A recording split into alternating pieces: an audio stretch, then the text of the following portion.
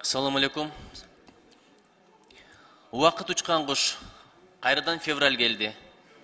Араван районунда февраль айында дыйканчылык башталат, урматтуу өкмөттүн өкүлү. Жаз айында болсо массалык түрдө башталат. Айыл чарба министрлигине тапшырма. Ушуну көзөмөлдөп коюңуз. Жер семеткичтер маселесин эмеден карасын. Мына мисалы карбамидти биз каяктан алабыз? Өзбекстан алабыз. Кыргызстан өз жер семетке чыгарбайт, билесиз.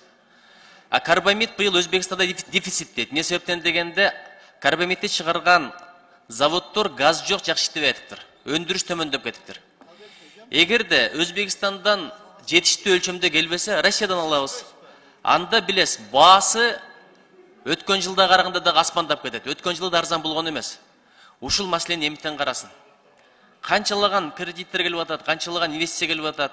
Жер семеткичтерди өзүбүздөн чыгарсак болот эле. Канча акчалар тышка чыгып кетип атат.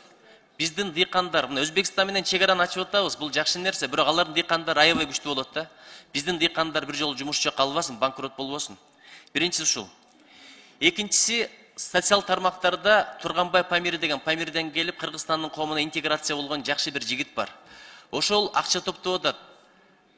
Памирлик Афганистандык Кандигул деген 7 жашар кыз экен, байкуш. Атасы 7 жыл мурда өтүп кетиптир. 10 жашар кыз экен.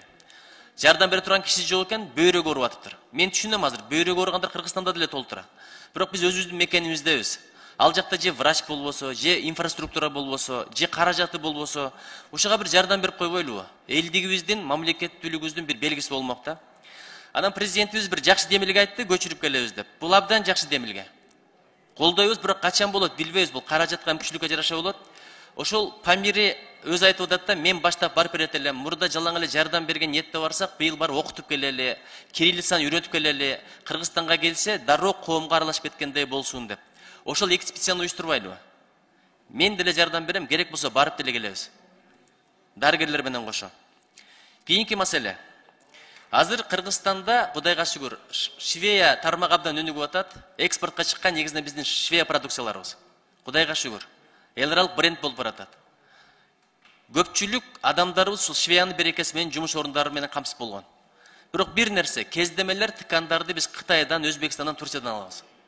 Ушу кездемелерди кайра чыгарыш керек. ХБК убагында, Оштогу ХБК 300 километр чыгарыш экен. Жибекти кездемени. Азыр көптөгөн каражаттар келип атат, кредиттер келип атат, бир жагын ушул жака буралы, ошондо акча тышка чыгып кетпейт. Ушул маселени айтайын дедим эле. Кийинкиси мына ипотека маселеси. Ипотека ким алам десе, кирешесин сурайт. А бирок майыптарчы? Майыптарга кандай кам көрөбүз? Аларга кандай жеңилдиктер бар? 60-тан ашкан кишилерге да бербейт экен ипотеканы. Ушул жагында караш керек. Анда бир сураныш болду эле, ажылыкка азыр жөнөп атышат, ошо майыптарга да квота болсо деп. Ушунда карап койсок, чоң рахмат.